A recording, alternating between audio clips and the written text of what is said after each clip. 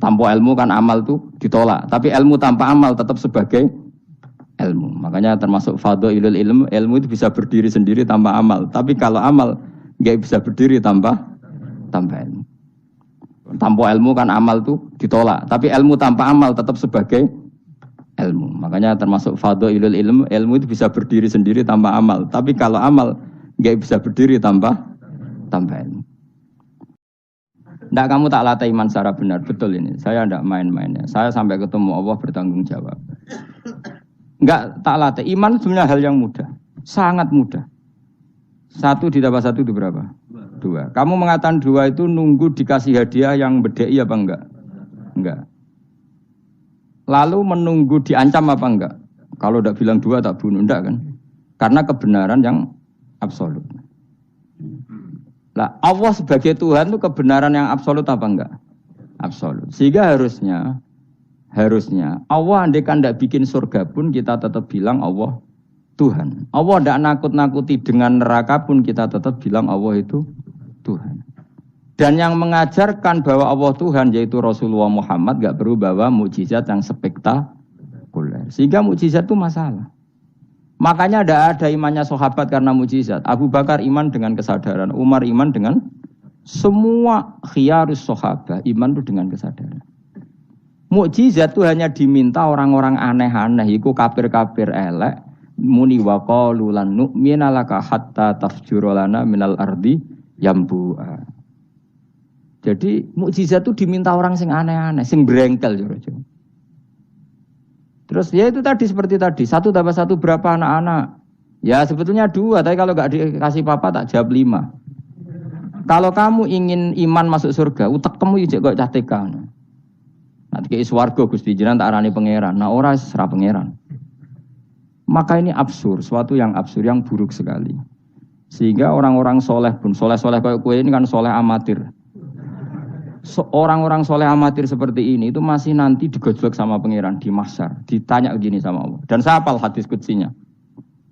Ayo kamu ingin keluar dari Islam amatir apa tetap begini saja? Keluar. Nah, keluar kudu ngrungokno ngaji. Laulam akhluk jannatan wala naron. Ini kata Allah dalam hadis qudsi. Alam akun ahlan an uto'a. Saya masih hafal teksnya seperti itu. Kalau saja saya tidak menciptakan surga dan neraka, apa saya sebagai Tuhan itu gak layak kamu taati?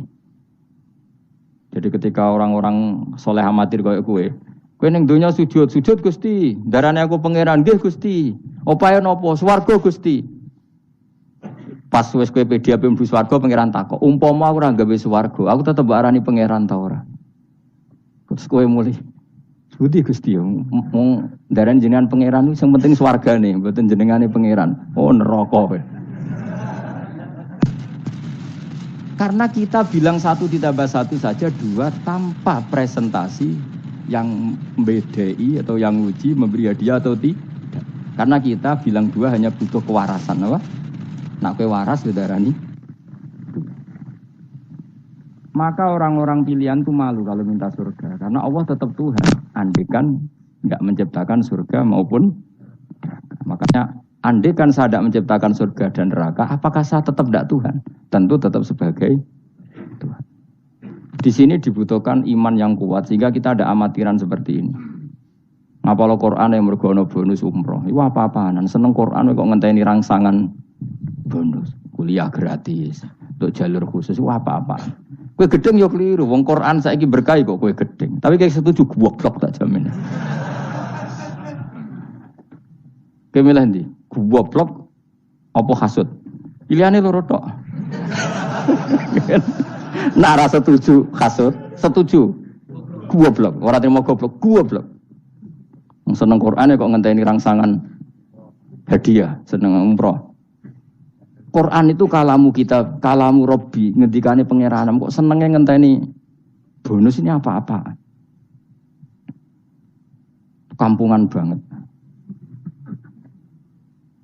Loh, kalau kamu seneng sesuatu, coba sekarang kamu mengatakan langit indah, itu kan objektif, ya karena langit indah. Jangan sampai kita HP ini penting enggak? Oh penting untuk komunikasi. Tapi kira awakmu, ora penting. Kacau kan kalau semua hukum digantungkan kepentingan pribadi. Quran itu kalamu Allah, selalu indah kapan saja. Meskipun kita tidak tahu untungnya apa kita senang Quran. Misalnya enggak tahu untungnya umroh apa enggak penting. Dari awal kita mencintai Quran karena itu kalamu Rabbi, apa? Ini kalamnya Tuhan saya mencintai dia. Saya mencintai Allah, maka yang berbau, yang tentang Allah kita cintai. Tanpa presentasi, dapat hadiah apa enggak, menghormat apa enggak. Saya sebagai orang alim juga gitu. Saya enggak peduli sama hormat saya, enggak peduli. Goblok kalau saya gitu. Segoblok-gobloknya. Saya orang alim diwajibkan mulang, ya mulang. Dan saya mengharap ridhonya Allah. Terus gue ngaji, gue lihat ridhanya Allah, gue lihat itu. Selesai kan? Enggak ruwet. Ojo kok kowe ngaji, aku ngaji Gus Ba nak sida alim. Nek alim ra ngaji malah ra bakal alim. Ngaji saja. Lah iso alim gak penting. Saya ulang lagi ya. Saya pernah matur ini bahkan di depan mas saya sarang. Sebab itu Nabi pernah ngendikan secara ekstrim dan ini ekstrim yang baik. Tapi jangan disalahpahami, sarang jangan disalahpahami. Nabi pernah ngendikan gini, "Mangqala la ilaha illallah dakhalal jannah." Terus ada sahabat tanya, "Wa in zana wa in saraka yarqal wa in zana wa in saraka." Siapapun yang meyakini la ilaha illallah maka dia suatu saat pasti masuk surga. Meskipun pernah zina, pernah maling. Iya, kata Nabi, meskipun pernah zina dan pernah maling. Karena apa? Kebenaran absolutisme, kebenaran yang absolut itu tidak terkait qailnya yang mengatakan. Saya berkali-kali mencontohkan. Saya ketemu lonte di Indonesia atau di Mesir, siapa saja. Atau bandar narkoba, atau siapa saja. Tak tanya, 1 tambah 1 berapa? Kira-kira lonte jawab berapa? Tidak, jawab saja, biar sampean pinter. 2. Bandar narkoba ditanya jawab berapa? 2. Yang di penjara KPK jawab berapa? 2. Kemudian ada rektor Al-Azhar tak tanya, 1 tambah 1 berapa Pak Rektor? Lonte sudah bilang 2, penjahat sudah bilang 2, para begundal sudah jawab 2. Terus dia karena rektor Al-Azhar, kalau saya 3. Kira-kira ini rektor geblek apa enggak kira-kira? Geblek. Kira-kira, tapi tentu itu tidak mungkin. Tetap dia pun jawab 2. Dia enggak peduli, wah saya rektor kok jawabannya sama dengan penjahat. Karena kebenaran absolutisme itu tidak pernah bergantung kamu rektor, apa kamu siapa saja. Paham ya? Sehingga dalam ikrar bahwa Allah Tuhan itu kita sama dengan lonte, dengan penjahat sama. Semuanya ikrar kalau Allah itu Tuhan. Karena kebenaran absolut tidak bergantung siapa saja. Makanya Nabi ngendikan wa in zana wa in saraka. Meskipun yang melafadzkan itu orang zina maupun maling. Karena tadi kebenaran absolut.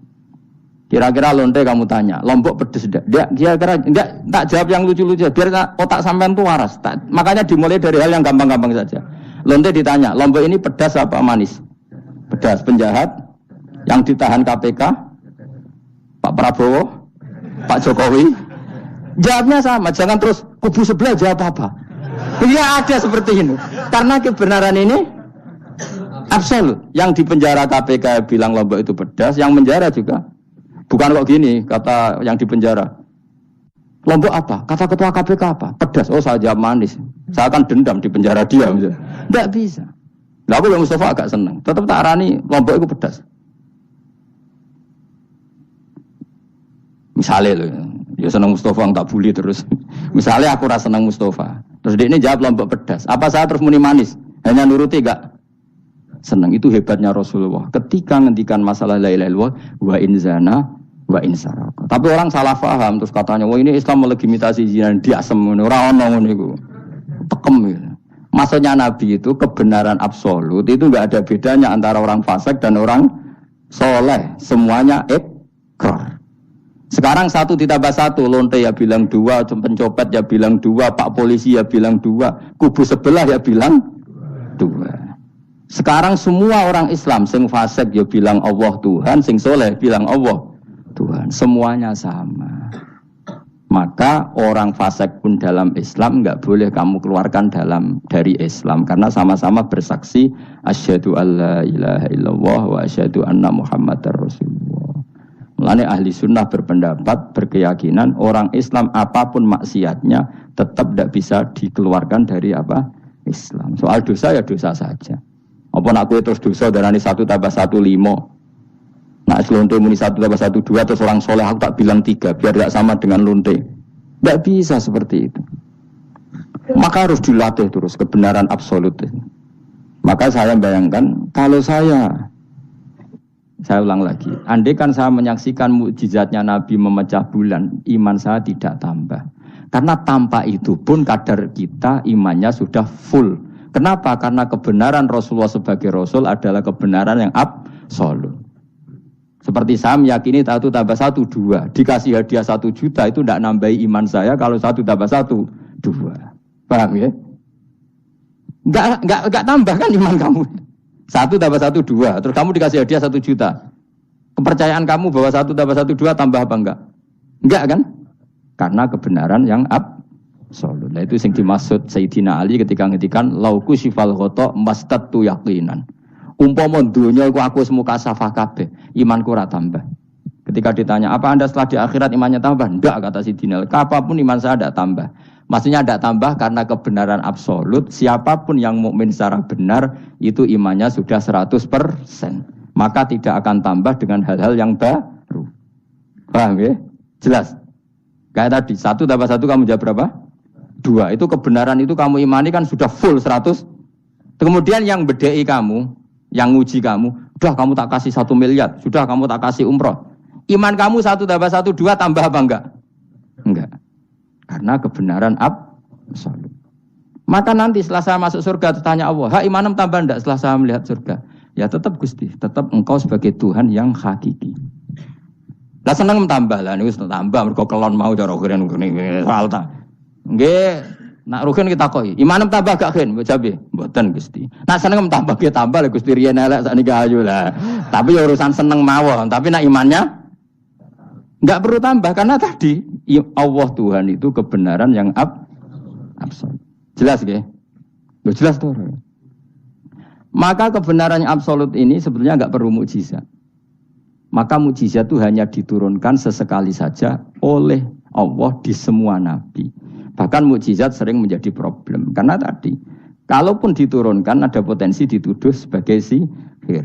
Makanya Allah nanti ngendikan walau fatahna alaihim babam minas sama fadhallu fihi ya'rujun ya laqalu innamas sukirat absaruna bal nahnu qaumum masurun. Muhammad nak kaum njaluk mukjizat ora usah turuti, umpama langit itu tak buka. Kemudian mereka terbang ke langit menyaksikan alam malakut saya. Mereka akan bilang innamas sukirat absaruna. Kita ini disihir Muhammad. Itu sama seperti peristiwa pecahnya rembulan. Pecahnya rembulan peristiwa yang dahsyat. Sahabat iman tapi ya dingin saja. Kenapa dingin? Karena sampai itu pun mereka sudah iman bahwa Rasulullah itu adalah Rasul yang hak. Karena bukti logikanya terlalu jelas. Tapi wong kafir apa ketika rembulan pecah?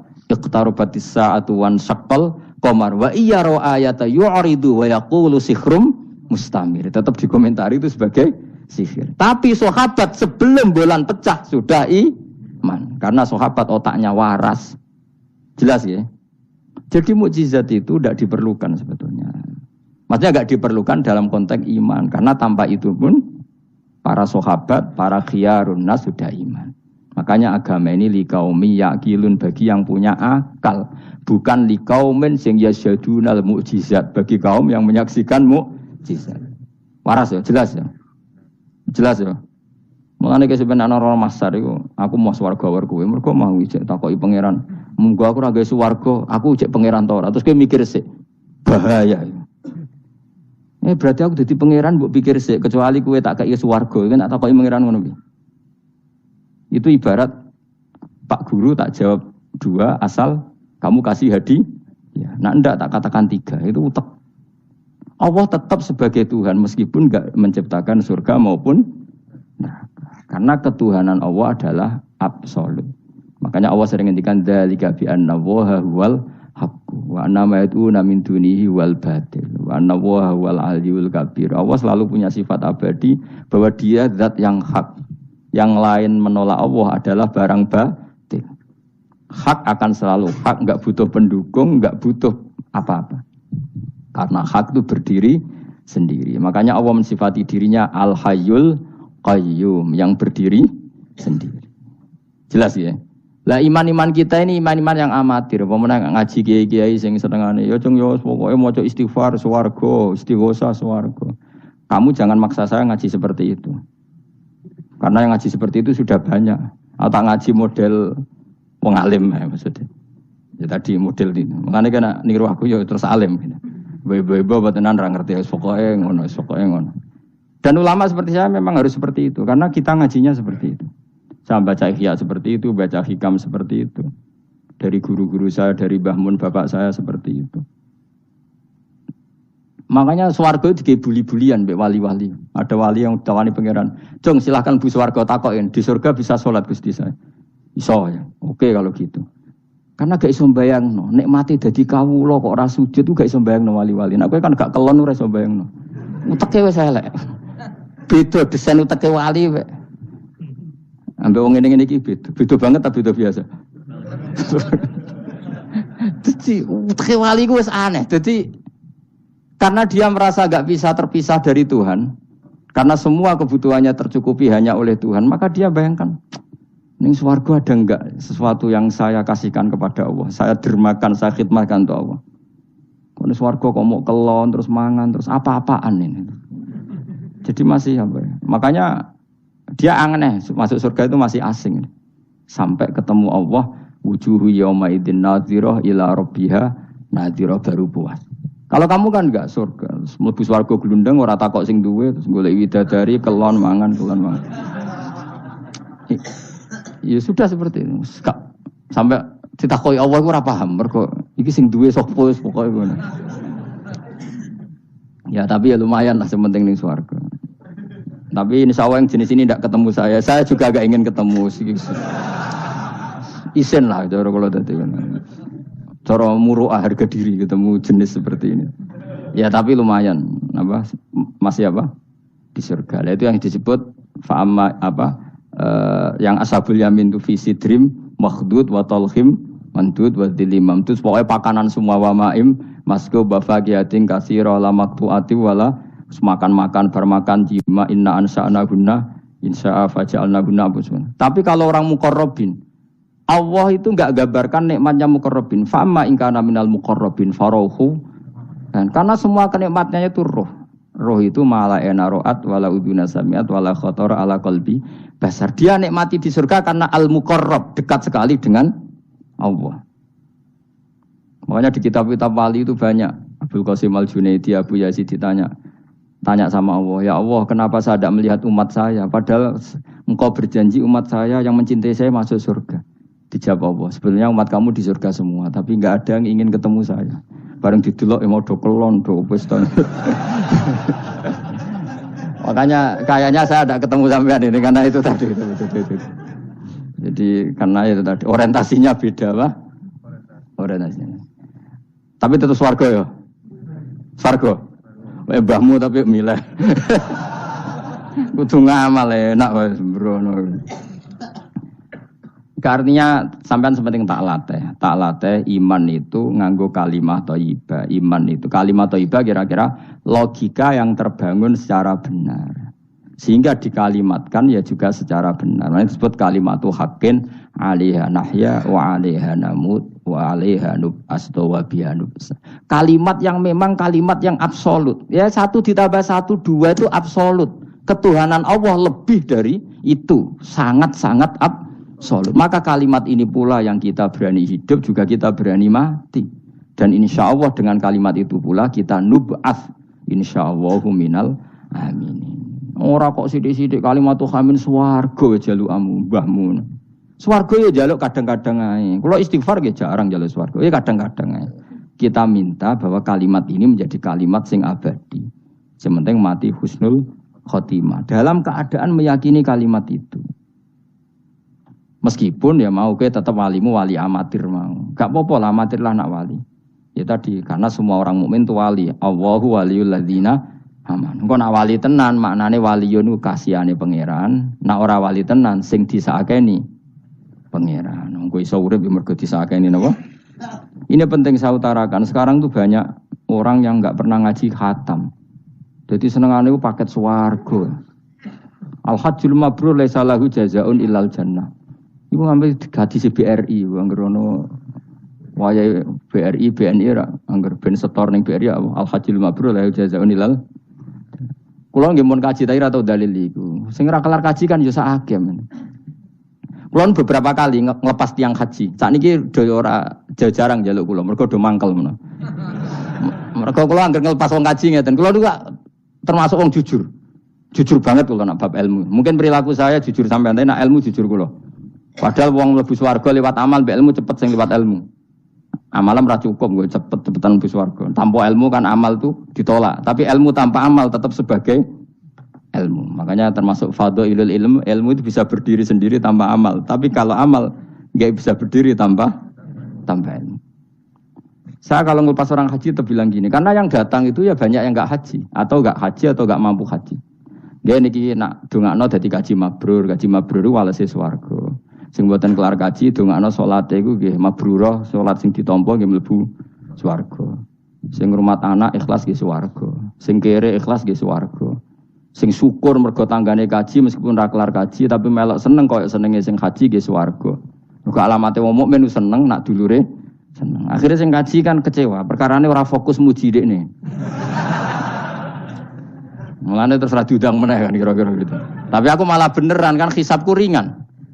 Daripada aku mentale model mubalek, haji ku fadilah ngene-ngene, ne multazam, masyaallah. Nang Hajar Aswad muni manu, masyaallah mergo disangoni sing order. Tapi dekne gak mikir ning nguri wong do nangis perkara nih ditakdir gak kelar kaji. Gawe ngenese wong fakir dosa dul-dul paham. Iku kudu di ngajekno meneh. Mergo sing nyangoni iku dadi dipuji-puji. Enggak boleh ulama seperti itu. Namun balik oleh, nah ulama enggak boleh. Balik ulama kan kelasnya beda, napa? Balik sing alim maksudnya. Sing alim menawa ya kembar lah, mesti kayak. Karena kita punya etika. Coba yang miskin semua umat Islam semuanya ingin haji, tapi enggak kelar haji. Kok mbok dalili fadilai haji, fadilai multazam. Yo nangis malangan, mulai kelar santai. Ya ibu-ibu sing ngrumat anake sabar senajan to anake rewel nggih swarga. Bapak-bapak sing ngrumat bojone rewel nggih swarga. Sementing syaratnya rewel lan sabar aku niku. Nak sabar tanpa rewel belum teruji kata saya. Jadi syaratnya bojo sabar kudu apa? Rewel. Syaratnya wong wedok sabar sing lanang kudu fakir niku tak itu. Itu. Kalau kamu jadi ulama harus seperti itu. Zaman Nabi Sugeng ya seperti itu. Nabi itu kalau ngitung ahli swarga itu banyak sekali. Ana wa kafilul yatim kahataini fil jannah. Sing rumah yatim kahataini fil. Ada seseorang yang pendosa sekali melihat anjing kehausan dikasih minum lalu dia menjadi ahli surga. Ada seseorang lewat ada duri di tengah jalan disingkirkan takut kena orang mukmin juga menjadi ahli. Itu nyebut ahli surga itu sampai berpuluh-puluh, mungkin beratus-ratus. Sehingga semua sahabat itu menekuni amal yang dia ditakdir di situ. Pengajar manusia kebaikan surga, yang belajar kebaikan gak sampean surga. Semuanya. Sekarang enggak, karena yang order wong kaji. Masya Allah haji ku, masya Allah. Multa, kalau bolak-balik kurang ngoten niku. Kalau kadang bagian donga. Batin wong kok ngene. Nanti kayak duit pena mulai batin ku malah ngerame itu. Saking mangkalku. Tapi semenjak saya yang bagian ngisi seperti itu, saya ingin balik daerahku rawani kan. Bahaya wilayah Gus Bah akhirnya ya. Wilayah angker ini. Akhirnya nak ngelepas wong kaji ge dongakno hajine mabrur sing mboten kaji ge mugi-mugi ibadah ditampa srawani ngomong liyane. Tak semprit nek gak ngono. Karena Allah menyebut kebaikan itu banyak. Coba kenapa hadisnya hanya al-hajjul mabrur laisa lahu jazaa'un ilal. Memangnya tidak ada hadis ana wa kafilul yatim kahataini fil. Saya dan yang rumah yatim nanti berdekatan seperti ini sama-sama di surga. Itu lebih keren lagi, bukan sekedar masuk surga tapi berdekatan dengan Nabi. Kalau sekedar masuk surga bisa beda kelas. Kok gue aku kan beda. Tapi kalau nunggu cek eling nasihati kanca kula kurang ajar tenan. Kalau cek eling terus Gus, nak soleh aja nemen-nemen. Engko swargamu apa mbahmu? Gak enak sungkan, Dir. Aku cek eling terus. Wes Agus soleh biasa wae. Engko tetep power aku ngopi-ngopi santai. Aku cek eling. Artinya terngiang-ngiang, jangan-jangan nasihat ini benar itu. Mergo tak angen-angen ya sungkan. Yo kowe ra iso lho kan ngeloni bojomu ning ngarepku ya sungkan kan. Oh terus kowe guwadeng widadari ngalor gitu. Nak rawor aku kan santai. Mulane iki amalem biasa wae. Engko mari swarga mawar aku kan apa? Sungkan. Nanti saiki bocah ora pati saleh, alasan iku tok. Bahaya Gus. Maksudnya ya kejar kader. Lah anak kesolehan Gus, malah war nabi, tambah sungkan meneh. Kurang ajar nasihat kok ngono. Ya tak gojol, tapi nak pas-pasan terus kurang sithik neraka aku. Ora usah mikir ngono Gus pokoke. Ya masuk akal nasihat itu. Mulane kula sakjane nggih saleh banget bebo ora saleh jaga tadi supaya gak awor mau ben gak sungkan. Jeling, cek urip kancaku. Tak takoki cek, ketoke gaya ngene cek. Ya rada fasek-fasek sithik cek. Mau jaga ben apa? Ora sungkan. Ora enak to Mustofa cok swarga be. Kan gak bebas ya. Ngono kan rencanane ra bareng aku wis mesti. Sungkan. Apa overacting andene kepinginnya kan terus mandi di laut, blodor kan. Jebule ana gurune kan suka. Gak sawar kan ya? Gak sawar cuma sesekali sowan wis. Rong minggu pisan sowan ngono. Sediluk wae bariku mulai. Saya ulang lagi ya, latela iman secara benar karena agama ini liqaumi yaqilun. Dan yang minta mukjizat itu orang-orang yang otaknya sudah pecundang. Wong muni siji tambah siji loro wae kok butuh sing ngomong memberi hadiah. Ya ini apa-apaan. Allah sebagai Tuhan itu hak yang absolut. Ngapain kita nyari-nyari bukti? Apalagi nyari wis karuan. Nah Allah ku pangeran. Nah, mulane Allah kadang ngendikan wa ma mana'ana an nursila bil ayati illa an kadzdzaba bihal awwalun wa ataina samudan naqata mubsiratan fadzalamu dia. Tidak ada yang menghalangi saya membuat mukjizat kecuali faktanya mukjizat sering didustakan orang-orang dulu. Wa atena samudan naqata mubsirah fadzalamu dia. Dulu kaum Samud minta mukjizat unta keluar dari batu. Setelah saya turuti, nyatanya mereka tetap kafir. Makanya kita melatih iman itu dengan logika yang sehat. Iku liqaumi yaqilun liqaumi yatafakkarun. Caranya gitu tadi dilatih mulai hal-hal kecil. Ya tadi Lombok itu pedes enggak? Pedes. Gula itu manis enggak? Manis. Terus ada orang jawab, saya bilang pedes. Asal yang bilang Lombok pedes adalah orang yang bisa menurunkan halilintar dari atas. Lah apa hubungannya Lombok pedes dengan halilintar dari atas? Sama. Apa hubungannya Allah sebagai Tuhan? Kemudian yang bilang Allah sebagai Tuhan dituntut mengeluarkanmu. Aneh enggak? Aneh. Makanya artinya peminta mukjizat itu sudah pecundang. Makanya enggak ada khiyarus sahabah yang minta mukjizat. Makanya minta mukjizat itu rata-rata orang enggak benar. Waqalu tadi rujuknya kan orang benar. Lan nu'mina laka. Saya tidak akan iman kamu Muhammad hatta tafjura lana minal ardi yambu'a. Saat terus ya autakuna laka jannatu min akhil wa inabin fatufajjiral anhara khilalaha tafjira au yakuna laka baitum min zukhrufin aw tarqafis. Sama yang ngomong ini orang benar apa orang enggak benar? Orang enggak benar. Ya jelas ya clear ya. Jadi kita iman ya iman saja. Nikmati wis ngandel kula. Jenengan nak sujud nikmati matur nuwun Gusti jenengan nekdir kula sujud sehingga saya sah sebagai hamba jenengan. Kowe nek ape mati nikmati wae. Gusti kula wangsul teng jenengan zaman teng donya ya sing ngurusi jenengan, mengke setelah mati ya sing ngurusi jenengan. Zaman saya hidup ya enggak tahu cara ngurusi diri saya sendiri. Ketika saya hidup juga kita tidak pernah tahu bagaimana jantung bekerja, paru-paru bekerja, yang ngelola roh ya enggak tahu. Zaman kita hidup yang jenengan kelola, setelah mati yang jenengan kelola. Sama saja Gusti, jenenge inna sholati wa nusuki wa mahyaya wa mamati lillahi rabbil alamin. Itu bagus. Terus mati, anak-anak eling ya nangis, bojomu ya sing nangis, sak kadari ya sudah selesai. Nak kowe tangisan Cina, nak disiksa mungkar nakir. Tapi nak kowe wong soleh tenan wali kan ketemu mungkar nakir damai, pengalaman baru. Terus dites mungkar nakir lulus, kumplot. Wah kan keren. Mlebu swarga diame, napa? Lah sing jenis iki mbok tahlili ya kena, ora ya kena aman. Paham nggih? Ojo malah debat tahlil hukume piye. Ya tahlil kalimat thayyibah hukumnya ya apik. Nah pitung dina tradisi Buddha ya pitung dinane tradisi Buddha kalimat tetap kalimat thayyibah. Tapi misalnya ana sing ra gelem tahlil ya ora apa-apa, sing penting tetep nglafatno kalimat cuma ra seneng dinane 7. Ya gawe 8. Nah, misalnya gedeng 7 ya gawe 8 kan gampang.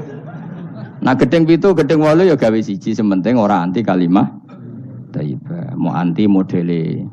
Ya ndak apa-apa, kowe kudu cocok tidak cocok biasa. Ini ilmu semuanya bebas. Ilmu itu wilayah pangeran. Artinya wilayah pangeran nanti yang uji itu kamu pangeran. Ngapain debat kamu sekarang? Kita sering kritik Wahabi, kita juga sering dikritik Wahabi, biasa saja. Saya sering ketemu ulama Wahabi, saling menghormati nggak apa-apa. Meskipun saling kritik, ya gejol-gejolkan ya biasa, nggak masalah. Orang alim mulai dulu kritik-kritikan biasa. Imam Syafi'i sama gurunya sering gejol-gejolkan. Pas atas nama orang alim ya gejol-gejolkan. Dulu itu Mbah Hasyim Asy'ari sering gejol-gejolkan sama Ki Fakih Mas Kumambang, sama-sama orang alim, ya murid sama guru. Karena ilmu itu memang apa ya? Kayak iya kayak enggak. Nah, yang ilmu absolut pasti sepakat. Misalnya tadi, apa kalimat thayyibah itu selalu baik? Pasti selalu baik. Ya sudah. Nah, nanti cara kaifiyah melafatkan itu orang yang bisa berdebat. Baiknya dilafatkan kapan ya? Ya baik terus. Tapi selalu ada pantangan. Misalnya di kamar mandi. Saat jima misalnya. Itu kan pantangan-pantangan secara etika. Pantangan-pantangan apa?